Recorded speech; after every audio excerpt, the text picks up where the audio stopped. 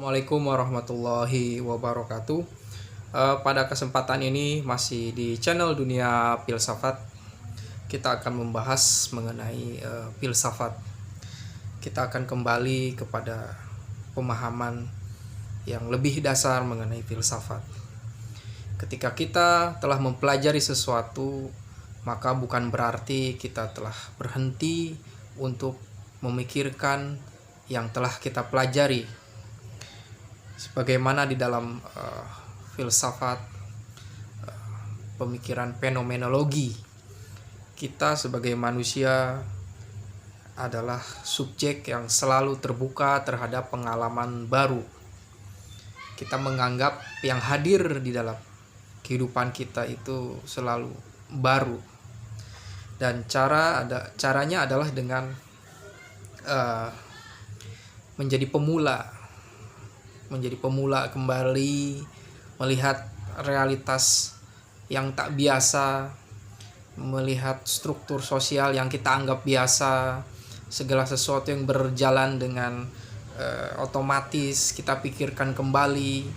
Itu adalah suatu upaya kita untuk berefleksi.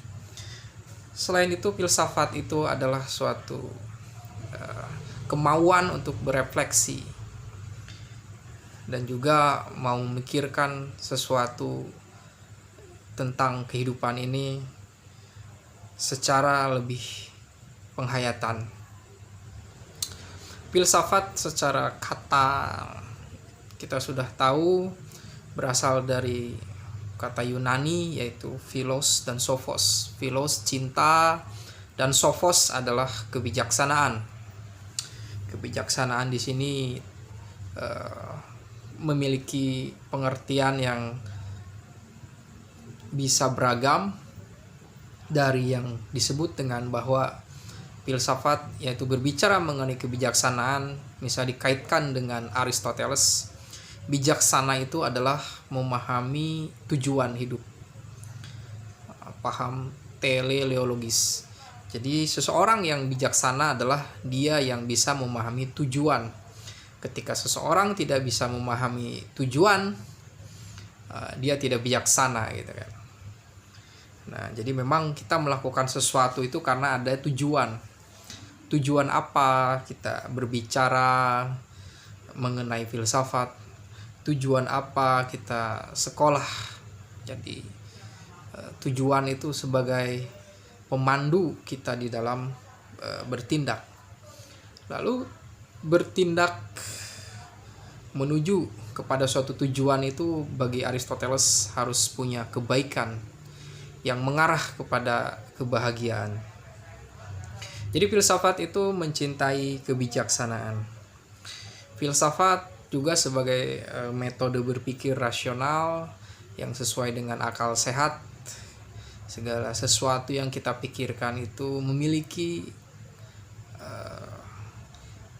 suatu kebenaran yang harus kita pikirkan dan tidak bertentangan dengan akal sehat. Kemudian setelah berfilsafat itu harus rasional, adalah kritis. Kritis itu bisa menganalisis, bisa memahami bagian-bagian dan bisa membedakan, gitu kan. Pada kasus ini misalnya filsafat kritis, misalnya Immanuel Kant dikenal dengan kritisisme. Dia membedakan mana pengetahuan yang bersifat a priori, yaitu yang diolah oleh akal tanpa kita harus melakukan pengalaman pencerapan indrawi atau observasi, dan ada pengetahuan yang bersifat pengalaman. Dia membedakan, dia membuat garis demarkasi antara pengetahuan a priori dan pengetahuan a posteriori. Itu di dalam epistemologi. Nah, kalau di dalam pemikiran kritis misalnya adalah kritik ideologi dari mazhab Frankfurt, itu sebagai suatu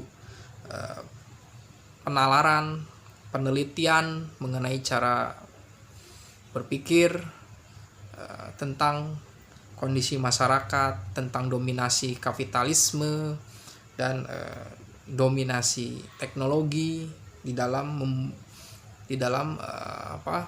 perkembangan masyarakat yang memiliki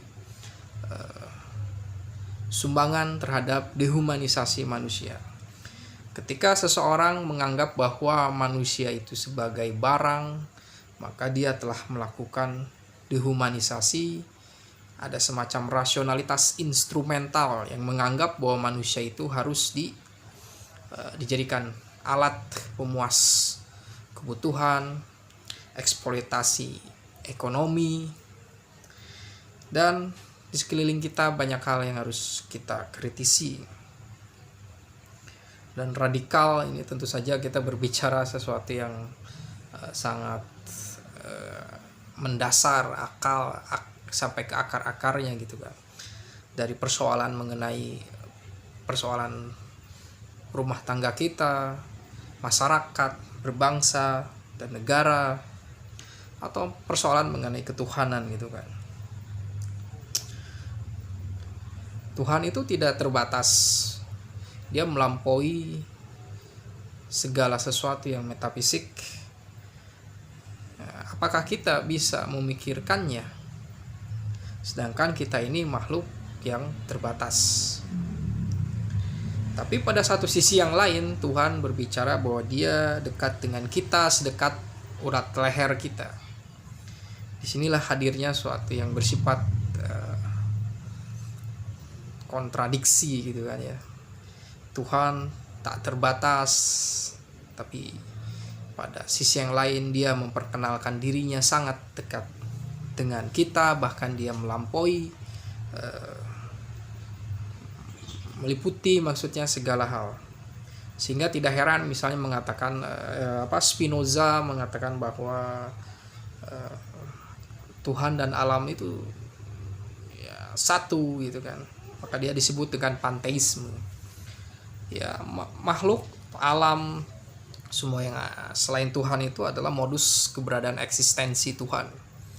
Jadi segala sesuatu itu satu substansi, yaitu Tuhan, maka tidak ada dualisme seperti Descartes ya tentang Tuhan, jiwa, badan, itu tidak ada. Yang semuanya adalah eksistensi atau modus keberadaan Tuhan.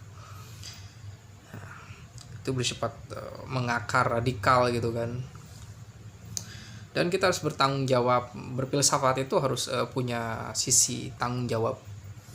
Tidak bisa seseorang itu memikirkan tentang atau melakukan pembelaan karena berdasarkan tidak suka atau suka gitu kan.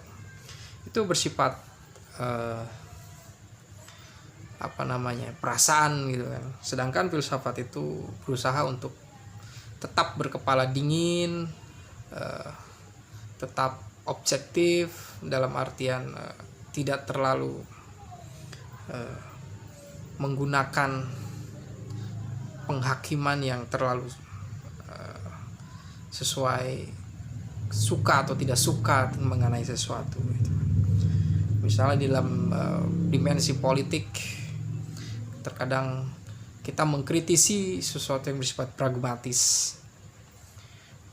Kita mengecam segala tindakan yang bersifat pragmatis dan memperkaya diri sendiri gitu kan.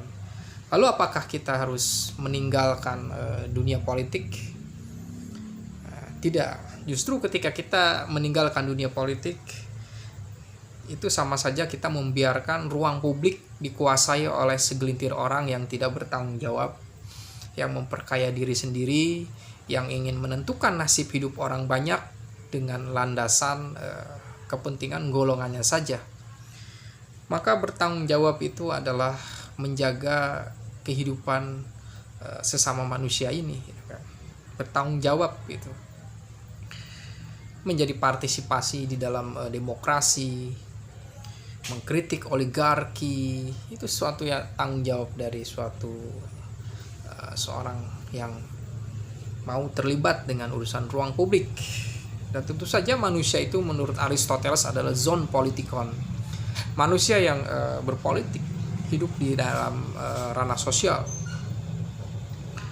Jadi berfilsafat itu tidak boleh asal membenarkan dan juga asal menyalahkan. Nah, itu tanggung jawab. Dalam pengertian Emmanuel Levinas, bahwa filsafat itu harus bertanggung jawab menjaga martabat keselamatan seseorang. Itu ini dilatar belakangi oleh peristiwa pembantaian Nazi terhadap Yahudi. Maka berfilsafat, berpikir itu harus menghadirkan suatu kesadaran untuk menjaga eksistensi martabat manusia. Itu bertanggung jawab. Kemudian filsafat sebagai kajian sistematis, kita sudah tahu yang dirumuskan di Yunani awalnya oleh Plato, Aristoteles dengan membuat sekolah-sekolah. Meskipun sebelum Plato, Aristoteles, ada kaum sofis yang juga memberikan pengajaran tentang retorika secara sistematis. Mereka memperdagangkan pengetahuan bukan untuk kebenaran, tapi untuk mengalahkan, berdebat, untuk menguasai opini. Itulah, bahkan merelatifkan segala hal. Segala sesuatu tergantung ukuran manusia, kata Protagoras. Lalu ketika yang namanya kebenaran dikuasai oleh seseorang, itu akan menjadi monopoli kebenaran gitu kan. Dan di dalam ruang publik itu mereka yang memiliki kekuatan, harta, senjata itu bisa menentukan kebenaran. Seperti di Korea Utara misalnya, Kim Jong Il dengan agama Juche-nya untuk melegitimasi dirinya sebagai seorang dewa atau Tuhan untuk menentukan nasib banyak orang. Ini sangat pembodohan sekali, dan tentu saja suatu tragedi di dalam kehidupan manusia. Filsafat sebagai ilmu, Aristoteles misalnya membagi menjadi 3 ya. Ada filsafat teoritis, ada filsafat praktis, dan filsafat produktif. Segala sesuatu ilmu di Yunani sana dulunya dikenal dengan filsafat. Jadi filsafat tidak hanya berbicara tentang pemikiran kritis, segala pengetahuan tuh filsafat gitu kan. Misalnya filsafat teoritis itu terdiri dari metafisika, berbicara mengenai segala hal, pemikiran yang sistematis mengenai yang melampaui hal fisik. Kemudian ada fisika, memahami tentang gejala alam, hukum-hukum alam, dan ragam entitas-entitas material yang ada di dunia ini. Ilmu fisika. Kemudian ada ilmu matematika. Ya, kita di zaman dulu terkenal tentang ilmu pengukuran geometri. Ini sudah dikenal misalnya di Mesir. Dan ilmu ini dipelajari oleh orang Yunani tentang matematika. Jadi filsafat teoritis terdiri dari fisika, metafisika, dan matematika. Kemudian filsafat praktis adalah filsafat yang bersifat applied gitu kan, aplikasi gitu. Ada ilmu ekonomi, ilmu politik, tentang penataan masyarakat gitu ya. Kemudian ada filsafat produktif, misalnya adalah retorika, puisi, itu produktif. Kemudian ada filsafat sebagai pandangan hidup. Filsafat sebagai pandangan hidup adalah suatu filsafat kebijaksanaan yang dipegang oleh seseorang untuk dijadikan semacam nilai untuk menjalani kehidupan ini. Misalnya kalau kita berbicara mengenai filsafat sebagai pandangan hidup, kita ambil yang paling radikal adalah Nietzsche. Friedrich Nietzsche ini seorang filsuf Jerman, dan kemungkinan dia bisa masuk ke zaman romantik.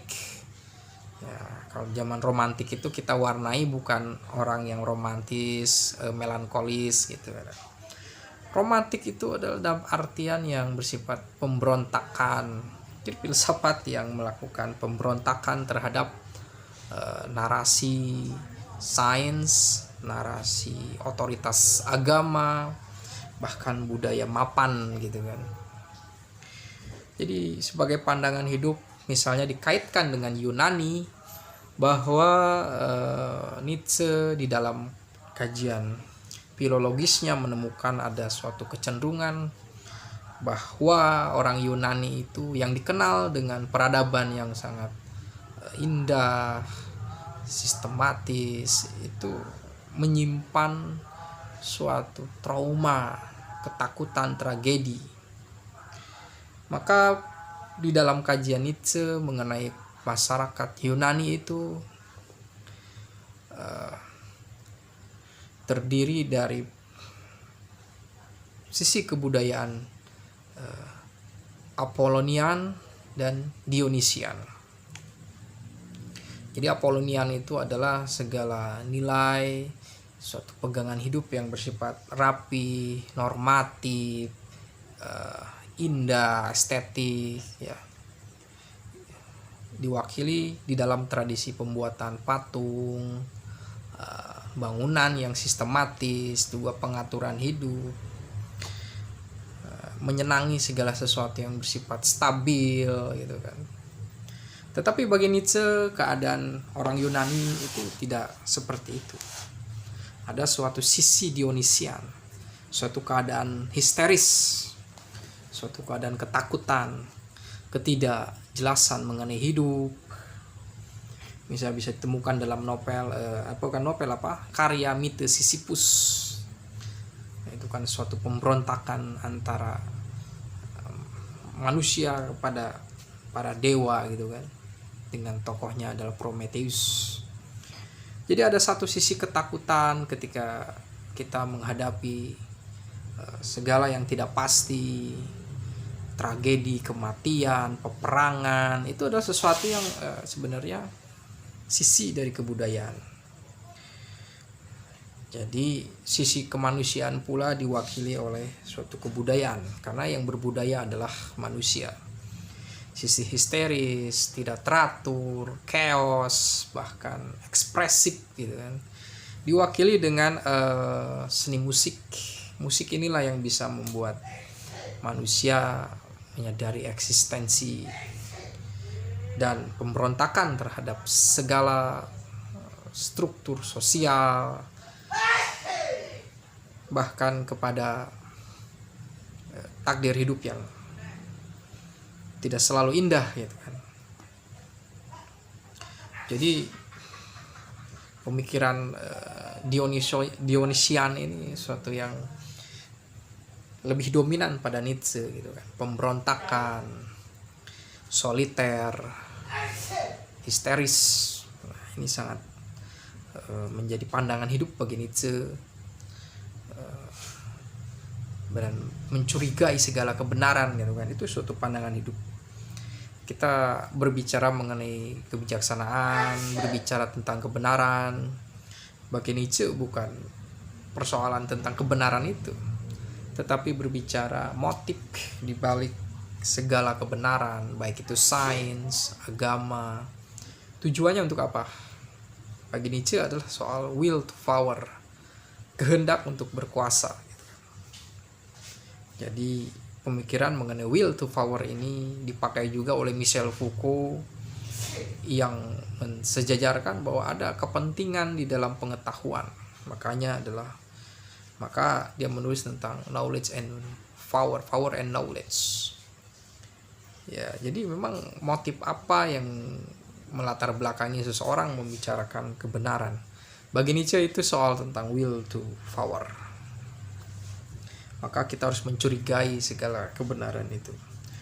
Lalu apakah motif pemikiran Nietzsche ini kita anggap sudah tuntas gitu kan, ya kita sendiri yang menentukannya gitu kan. Sebagaimana sebagai seorang filsuf eksistensialis, kita harus otentik, harus mengalami sendiri, harus merumuskan sendiri, tidak menjadi manusia massal gitu kan. Nah, kemudian sistematika filsafat.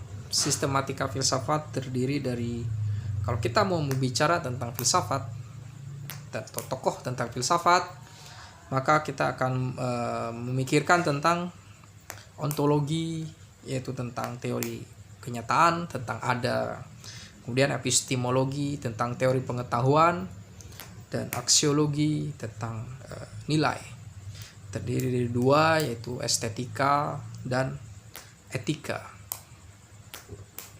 Ontologi membicarakan mengenai ada segala umum, segala yang ada secara umum gitu, ada tentang realitas ada. Di dalam tradisi filsafat Islam, Mullah Sadra menjelaskan tentang realitas ada, realitas wujud, fundamentalitas ada, tentang ambiguitas ada gitu kan, kesatuan ada, kesatuan wujud. Dan ada kemudian setelah ada, kita berbicara tentang metafisika. Christian Wolff membagi 3, yaitu tentang antropologia, metafisika, berbicara mengenai manusia, tentang esensi manusia, tentang eksistensi manusia, dan relasi dengan alam, dengan nilai. Kemudian ada kosmologi metafisik, berbicara mengenai asal-usul alam, pembentukan alam, pemaknaan tentang alam, penafsiran mengenai alam. Misalnya adalah ekofeminisme, ekoliterasi, dan yang lainnya. Kemudian adalah teologia teologia metafisik, berbicara mengenai tentang Tuhan. Tuhan bukan dalam pemahaman agama, tapi dalam perumusan filsafat. Jadi filsafat ini sangat menarik. Kita mencintai kebijaksanaan gitu kan, seperti kata Socrates, kenalilah dirimu sendiri.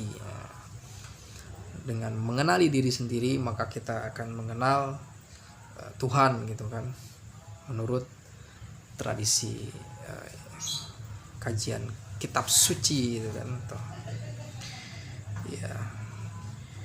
Di dalam tradisi Islam, filsafat Islam sebagai hasanah intelektual Muslim, misalnya Abid Al-Jabiri menjelaskan bahwa manusia dengan pengetahuannya itu selalu memiliki kecenderungan atau ciri khas berpengetahuan gitu kan. Hal tersebut dilandasi oleh suatu pilihan,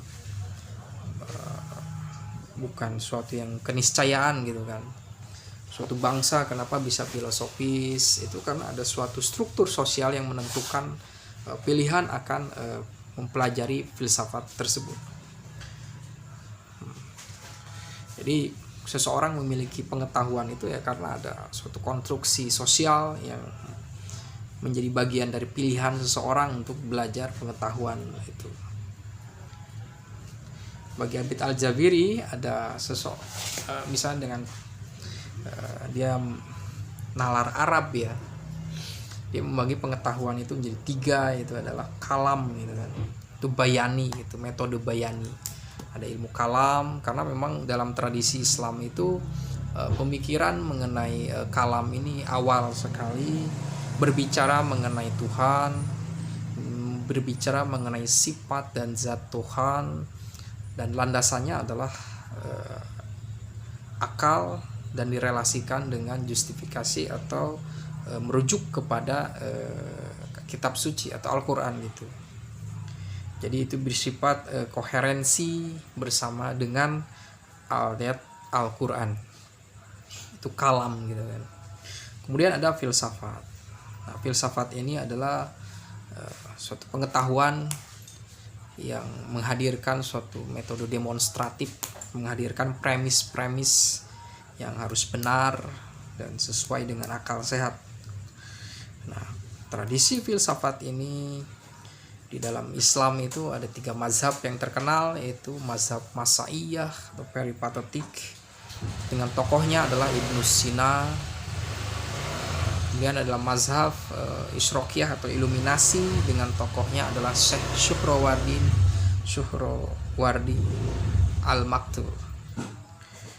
Kemudian ada tasawuf atau metodenya adalah irfani, suatu pemahaman, suatu penghayatan tentang pengetahuan yang hakikat dengan limpahan atau iluminasi dari Tuhan, kan. Nah itu. Jadi ini hasanah intelektual Islam menurut Abid Al-Zabiri adalah metodenya adalah metode bayani, itu pada kalam, misalnya tradisi Mu'tazilah, tradisi Asy'ariyah. Kemudian ada filsafat dengan metode Burhani, bisa ada Ibnu Sina, Ibn Rus, Mula Sadra. Kemudian ada tasawuf yaitu irfani. Dan di dalam dunia Islam itu mazhab filsafat yang dianggap puncak dari pemikiran filsafat Islam itu adalah Mula Sadra, yang di dalam metodenya menggabungkan antara penalaran yang bersifat filosofis, kemudian penghayatan gnosis, dan menggali pengetahuan lewat ayat suci Al-Quran, itu kalam itu yang bayani itu dengan hikmah muta'aliyah. Filsafat juga menghadirkan tokoh yaitu Ibn Rus dalam Fasal Al-Maqal menjelaskan kecenderungan seorang itu di dalam berpikir itu ada hitobah, jadaliyah, dan burhaniyah. Hitobah itu retorika gitu kan. Retorika itu hanya untuk membuat seseorang terkesima gitu tentang sesuatu, tidak menjelaskan kebenarannya, hanya menghadirkan efek-efek kekaguman rasional gitu kan. Misalnya aku ingin hidup 1000 tahun lamanya, aku akan menyeberangi lautan untuk mendatangimu, 1000 tahun kesunyian gitu